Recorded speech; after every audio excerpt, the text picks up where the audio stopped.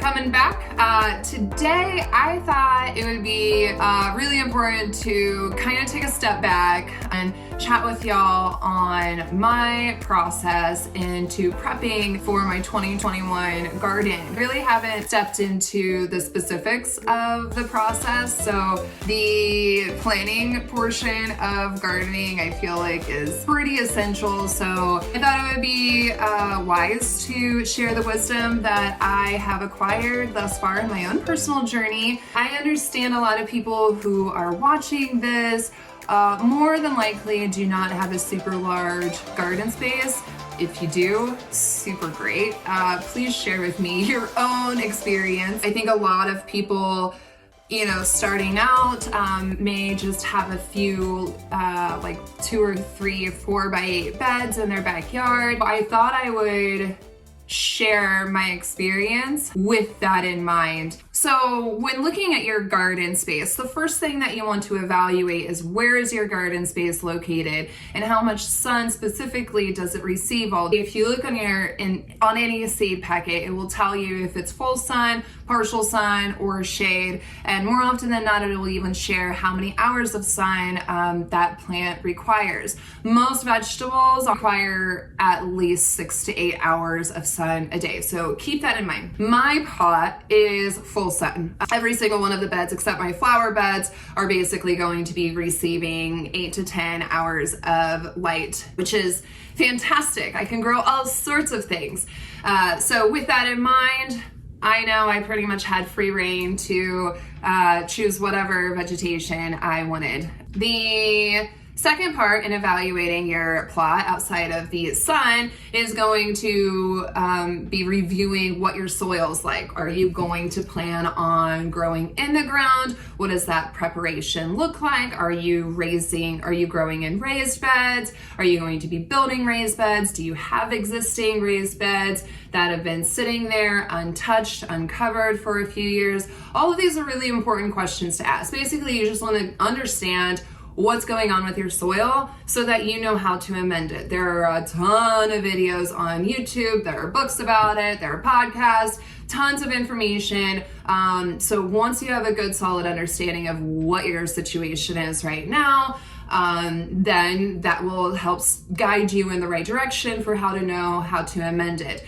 I have only grown in raised beds myself. I grew up East Central Indiana. My grandma, she just grew everything straight into the ground and had absolutely no problem. In Indiana, it's also tricky. There's a lot of clay in some areas. I'm currently on a major limestone slab. So I actually still have to research what I'm going to be doing and how I'm going to amend that bed, because I will be doing 4 or 5 beds in ground. As you're evaluating what the soil type is, it would also be a good time to question, how you want your relationship to be with the earth. What kind of gardener do you want to be? Are you going to be an organic gardener? Are you going to lean more towards permaculture? Or are you going to be really into companion planting? Or are you going straight for market? Are you selling straight for your family? Like, all of these questions are good questions to ask because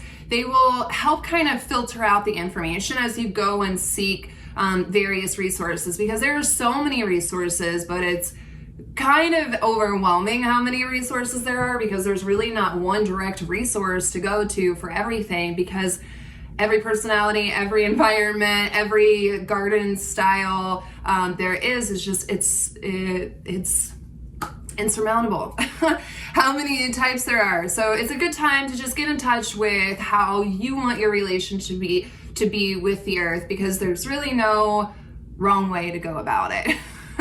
With soil, it's important to understand that soil is going to be your number one cost. It's definitely the most expensive part. To fill 2 4 by 18 beds from scratch. So basically I just laid cardboard down. I have 12-foot high beds. I bought all bulk compost for I think $300, and that basically filled the beds halfway. And then I purchased peat moss, I purchased manure, and worm castings. Well, I believe my overall cost for 2 4x18 beds was around $600 to $700 with the cost of lumber and everything.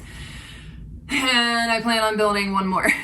And I'll walk you through my philosophy as I prepare my new beds at a later time in a later video, which will hopefully be coming mid-March. I'm hoping to completely prepare my beds. And then the third part in evaluating your garden plot is understanding what kind of seeds you want to plant. What kind of seeds you want to plant is going to completely determine how much you can fit into your garden space, because every plant requires so much spacing, and all of that information is housed in the seed packets, and there's all sorts of information per plant type variety on YouTube. So once you have that all figured out, then you can start moving forward. I just took another bite of birthday cake. So excuse me if I have any chocolate in my teeth. So the next important thing to evaluate is, are you going to plant indoors or are you strictly going to plant outdoors? And your zone, environment, all of that information, local, that you know, that gardens, like your nurseries and information specific to your zone is all going to be relative.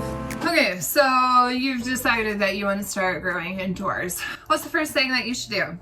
Buy a structure. And I just used a wire storage unit. What you need is lights. I went to Lowe's and purchased 8 shop lights that hold 2 4-foot fluorescent light bulbs each.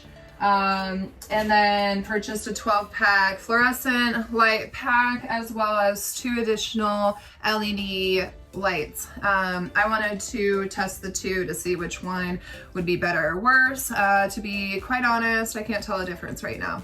Fluorescent was cheaper. The one thing to consider with lights, you want 6500 Kelvin or higher, and that's basically daylight light. The 6500 Kelvin, I guess, is just proven to work its magic on the photosynthesis process. Also, something to consider with indoor seeds, when you're starting out the seeds in the first like 2 to 4 weeks of life, you want to keep the light itself 2 to 3 inches away from the seedlings. I've been on average between 1.5 to 3 inches with no issues at all. You don't have to worry about burning the plants because the light doesn't get hot enough, which is really nice. So the next thing to take into consideration are trays, and pots, and containers, and whatever you're going to grow your seeds in. For me personally, I have been using a 72 cell seed start, but I'm growing a crap ton of plants, as you can see. I'm planning on selling a lot of my plants because I need to make up for all the money that I spent on all the seeds that I bought. But anyway, you know, if you're not growing as much as me, you probably don't need a 72 cell seed start. And something to also consider is that every 3 to 4 weeks, you're gonna be up potting these babies because they're going to outgrow their cells, particularly if you start in something as small as a 72 cell. So it might be more beneficial if you're looking at only, you know, starting a few things and having a couple raised beds to do something like a 6 cell seed pack or smaller. You basically just want like a 1 to 2 inch cell structure for them to grow in. Just keep in mind, each plant basically requires different things. You don't want to start your larger plants like peppers, tomatoes, squash, cucumbers, all of these things that get really big very fast. You don't want to start them in the 72 cell seed tray, or maybe you do, but it didn't make sense to me because they get so quick. They grow so fast, so quickly. For example, these peppers I started just 2 weeks ago. You can see they're already getting their first true leaves. This one's actually starting to get its second true leaves. And pretty soon I'm going to be breaking these in half and up potting them into a 4-inch pot. Also, I started the pepper seeds in my soilless mix. So in 3 to 4 weeks, if they're in the soilless mix, they run out of the nutrients that their seed provides. really fun fact, I didn't know this before I started growing indoors. Each seed has all of the nutrients and energy it needs to create life. How amazing is that? It doesn't need anything from the soil to become a plant, which is really awesome. So I started all of my seeds in a soilless mixture. Again, if you watched my previous videos, I used advanced mix number 4. There are a whole bunch of different soilless mixes on the market. You would definitely have to check out your local nursery or purchase it bulk online because you're not going to find a lot of soilless mix options at your local box retail store that I found here. After, that 3 to 4 week period, you're going to have to add in nutrients. What I did is I up-potted them from the soilless mixture, mixed in half with potting soil so that they could get nutrients that way. And then after about a week, I started them on BioVega. There are so many different options out there. Really, I would suggest going to a more intelligent resource for amending and fertilizing because I don't have that knowledge or experience to really share that with you. And then the last thing I'll say regarding containers is you want to make sure that you have a solid tray to hold what the starts are going in because I found that bottom watering is like the best thing for seeds so that you're not overwatering, you're not splashing the seeds everywhere, and it eliminates the risk of mold growth as well. So you'll definitely want to make sure that you have enough 10 by 20 trays. These are just deep trays and that they match whatever, cells that you're going to put. I purchased the humidity domes. I honestly don't think that they're that important. I also used saran wrap on a couple to see if there would be any difference, and I think this was more consistent, but as you see, I've really had no issues with germination, and I used saran wrap and it seemed to be working just fine. So that's really like the major bulk of your investment outside of seeds that you can expect with indoor seed starts. Now moving into planting, my favorite part, and I think this will vary across the board, so that's why I saved it for the last, because perhaps you're not even a planner. One of my dearest friends, she's an amazing gardener, and she does everything by intuition. She's very led by spirit in her experience with planting and gardening, and I think that's so awesome. But I am a bit OCD with it. I love researching, and I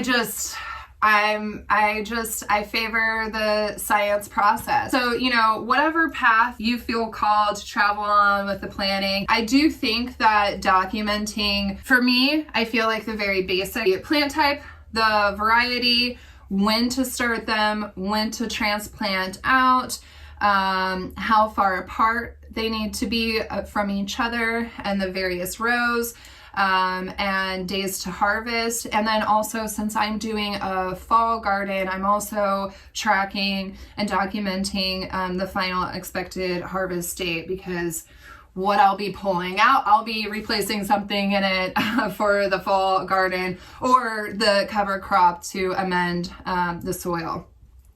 So I think it's most important to at least review or have a good understanding of that information for your entire garden, because that will really help you in navigating, planning it out and drawing out the space or knowing where to put the plants. I mean, if you want to get real wild with it, you can just throw them in without any plan and nature's going to do its best, and that's cool too. And one day we'll get there, but I'm not there now.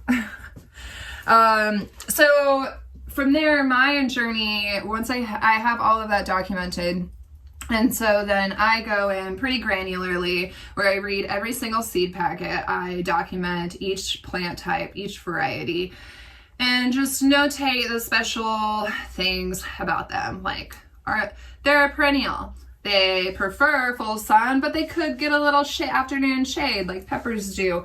Or, you know, this one, I also track the height because I'm going to be doing a lot of companion planting to try to draw in beneficial insects to reduce the ridiculous amount of pests that we get in Indiana. And I think probably just generally speaking, pests are just a pain in the... I read the Johnny's Seed catalog because that has amazing information in it.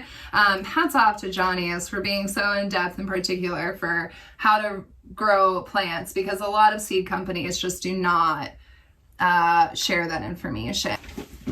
I also have a gardening book, which this one, you know, I like it, but I don't know if it's still in production, as I mentioned in one of the last videos. It's a really old book. I got it at half price book, so really, I don't think it really matters what kind of book you get. This one I really enjoyed because it broke down when to sow, when to harvest, and how many plants per 9 feet, which worked out really well because my beds are 18 feet.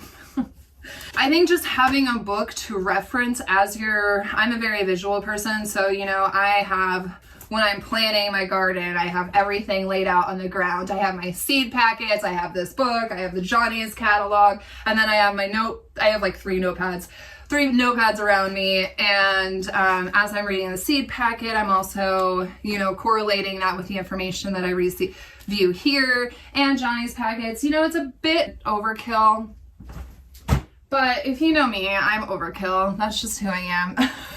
I love to geek out on things. And then on top of that, I also watch different YouTube videos with different gardeners to understand how they grow the specific plant type. That's where I'm at right now. I'm kind of in between.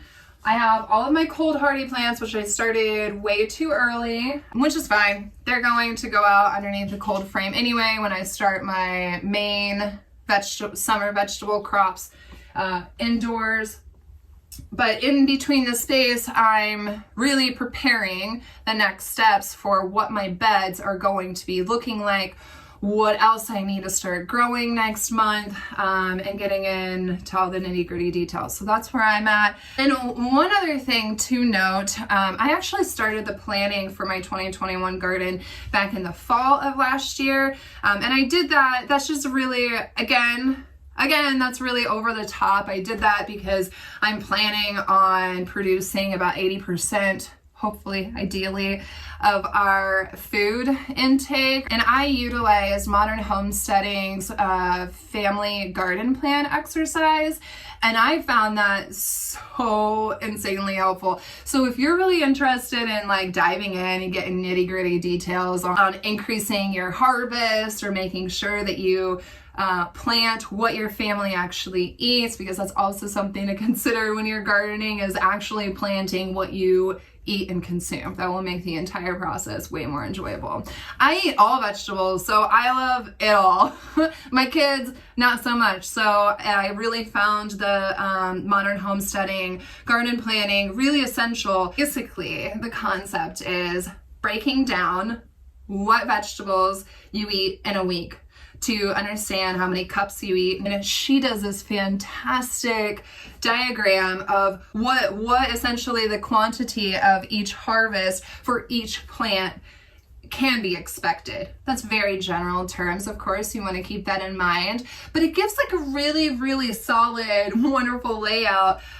So that's what I geeked out on in the fall, and that's where all of this is coming from. And I'm really excited to document that process, because if it works out the way I'm envisioning it to work out, it's going to be freaking glorious.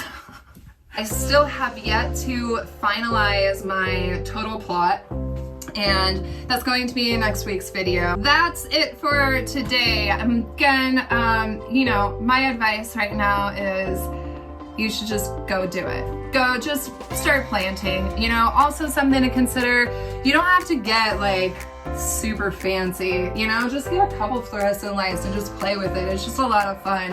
I actually started transplanting into BPA-free cans that I have been saving, and they're growing really successfully. This is a snapdragon. Look how gorgeous.